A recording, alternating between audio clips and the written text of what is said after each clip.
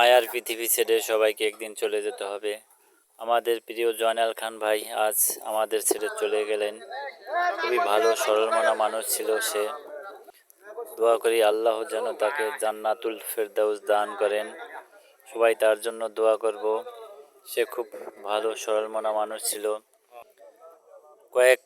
প্রায় 2 মাস যাবৎ নাকি তার জ্বর ছিল এবং জ্বর নিত আবার জ্বর ছাড়তো। এইভাবে অনেক ডাক্তার দেখিয়েছে।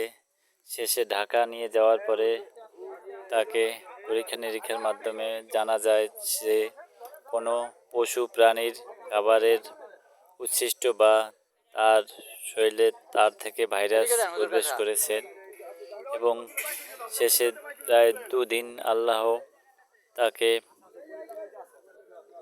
তার কাছে নিয়ে গেছেন।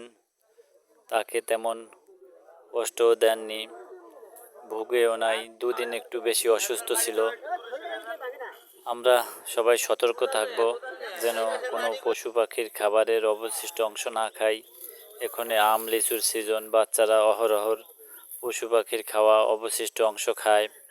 এ থেকে আমরা বিরত থাকব, কারণ কখন যে কার শরীরে কিভাবে ভাইরাস ঢুকে একমাত্র আল্লাহ জানে। তাই আমরা সতর্ক থাকব।